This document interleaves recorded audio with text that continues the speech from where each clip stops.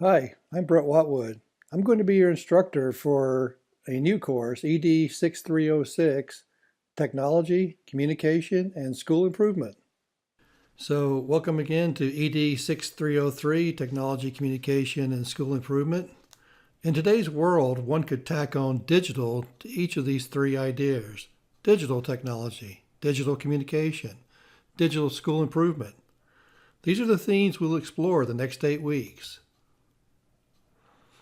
The other theme that I hope surfaces repeatedly is leadership.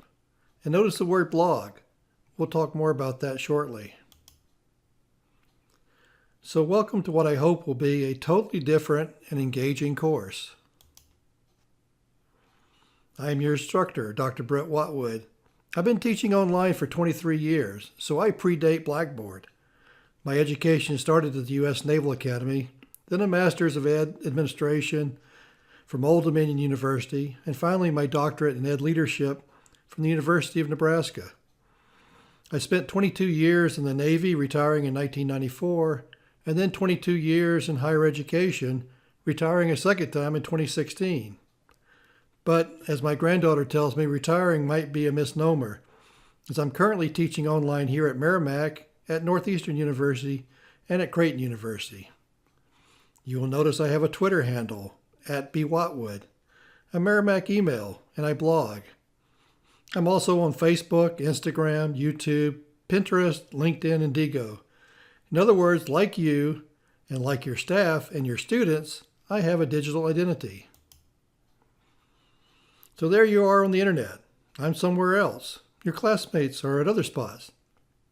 And many of the people you interact with are as well. The internet is messy, full of great information, and total crap. How do you as an educational leader use it and use it effectively? So let's explore the tech world a little deeper to set some background for this course. The web provides multiple platforms, multiple paths of communication, and multiple opportunities, as well as potential pitfalls. Here are just a few of the representative apps you and your students may be using. What I find fascinating is that with these inexpensive or even free apps, you, your employees, your students now have the ability to post media in any format. 20 years ago, you had to belong to a major publishing house or a television station in order to post media. Now with a smartphone or tablet, anyone can publish text, audio, video, or images. And this has all evolved in the past 20 years, an amazingly fast evolution. If I go back 10 years, some of these apps disappear. And if I look back 20 years, only Google existed, and it was a new startup. My good friend Jeff Nugent at Colgate University coined this term, a platform of participation. And I like it. Now, and increasingly using a mobile device, anyone can publish any form of media, communicate worldwide, share resources, network, and collectively build knowledge, or distribute misinformation. What are the implications for us as school leaders? We'll be reading Kevin Kelly's book, The Inevitable, this term. Kelly noted that if you go back 20 years when the internet was just starting, you would have predicted that the web would look like TV. Just as 50 years before that, we predicted that TV would be much like radio. We predict what we know, but Kelly noted that it's hard to predict the future. I like his quote here. Any correct prediction will be unbelievable. I mean, who would have believed that we would pair microwaves and Alexa together? Yet as leaders, we need to look forward. This is what this course is about. So let's look at the course. It's a quick 8 weeks. We start this week with the changing nature of the web. You'll also be setting up your blog this week and making your first class blog post. Next week, each of you will pick a separate digital tool to research, and through your blog post, you will school each of us on it. We will then spend a few weeks looking at digital knowledge management, network staff and students, and the use of digital tech for marketing. In week 6, we will again each pick a different ethical issue to research and share with all of us. We take a look at what is on the horizon in terms of new technologies And in the final week, you will each post a potential plan for a digital school improvement. Kevin Kelly's book is the only required textbook.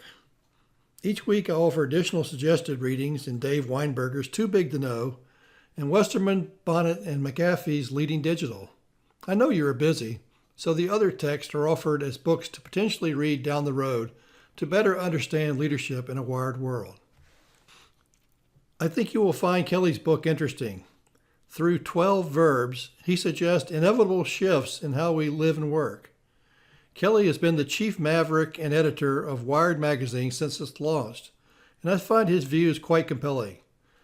But I hope you, through your blog posts, will not only reflect on what he says, but push back when you think he's off target. As I noted, I've been teaching online for 23 years, so I suspect you will find my course a little different from previous courses you've taken. When you first enter, you'll find a simple organization. Getting started, weekly lessons, a link to Net Vibes that I'll discuss in a minute, and some background information on me. I expect you to go through the Getting Started first, and then click on the weekly lessons as I've done here. You'll note that there's a folder for each week. Inside each weekly folder is the same organization with these 4 items. In perspective, I provide some background on the topic for the week and an overview of that week's work, as well as a detailed task list, which includes all required tasks and due dates. Interactions is where you interact with the content, with me, and with each other. In here you will find required readings and videos, supplemental instruction, and the weekly prompts for your blog posts. Evaluations provides the rubrics by which you'll be graded. Each week there are 2 grades of equal weight. One is for your blog posts, and the other is for the quality of your interactions through commenting on your fellow classmates' posts. You don't have to comment to everyone's blogs, but we're a small class, so I would expect you to comment to at least 4 of your classmates. Finally, there is a link to Net Vibes, which is where you'll find all the blogs. Net Vibes is a French platform that aggregates feeds from other websites. In the first week, you will set up your own blog and email me your blog URL. I will then add you to the Net Vibes page, like this one from a previous class. Notice all the little boxes. Each is a different person's blog, and each line is a link to a specific blog post. If you look carefully, you will note that with one exception, most do not identify who they are. You are required to blog in this course, but you're not required to identify yourself to the world. In fact, for those of you teaching or already in leadership positions, I can think of 100 reasons why you would want to keep your identity secret. You have to email me your blog URL, but I will not disclose who is who. All you will know is that you will be commenting to a fellow student. If you know each other well enough to figure out who is who, fine, but keep it a secret. So let's look at setting up your blog. If you already have one and want to use it, that's fine, but I suggest setting one up just for this course as a kind of sandbox in which to play.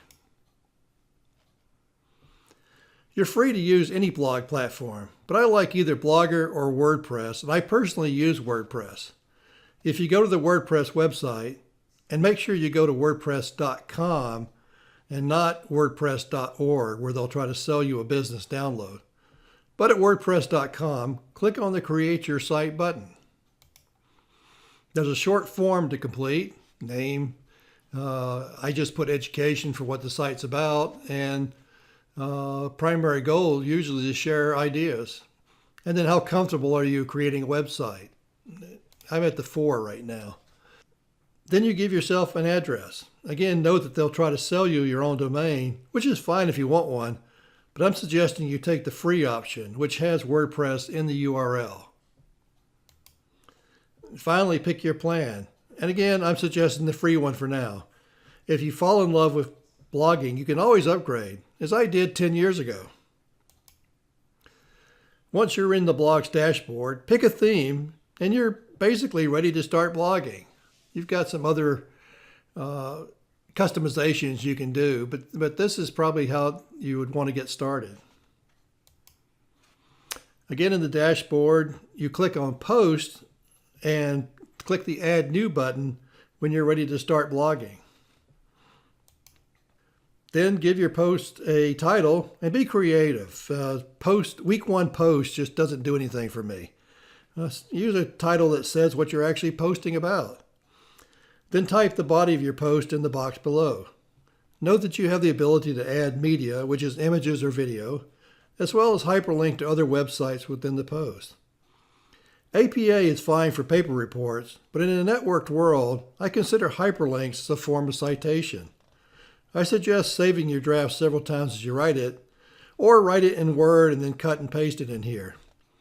Finally, be sure you actually publish it. There's a preview button to show you what it'll look like to others before you publish. Publishing your weekly post fulfills your written assignment. For your discussion assignment, you will need to read some of your classmates' posts, and at the bottom of their posts, add a comment as shown. Be aware that if you choose Blogger for your blog, others will find it difficult to comment unless they also have a Blogger account. Years ago, I set up a Blogger account that I never used, just so I can comment to my students' posts. WordPress is easier, so you simply note your name, email, and website. I always use my school email, and my blog is my website. So that's your weekly routine. Monday through Wednesday, you read the required readings and reflect on the weekly prompt. By Thursday evening, you post your blog posts, and you don't have to wait till Thursday. Earlier in the week is fine. And for those of you that want a definition for Thursday evening, my definition is Thursday evening is before the sun comes up Friday morning. Then by Sunday, you comment and respond to those commenting to you. As I noted, there are 2 grades each week. Half is for your post and half is for your commenting. If you post a great post on Thursday and then wait until late Sunday to begin commenting, you're not giving me or your classmates time to respond or yourself time to respond back. And that second half of your grade will suffer. So comment early and comment often. So I hope that gives you a feel for the course. I'll look forward to seeing each of your blogs and engaging with you over the coming 8 weeks as together we explore how the digital world is impacting our schools.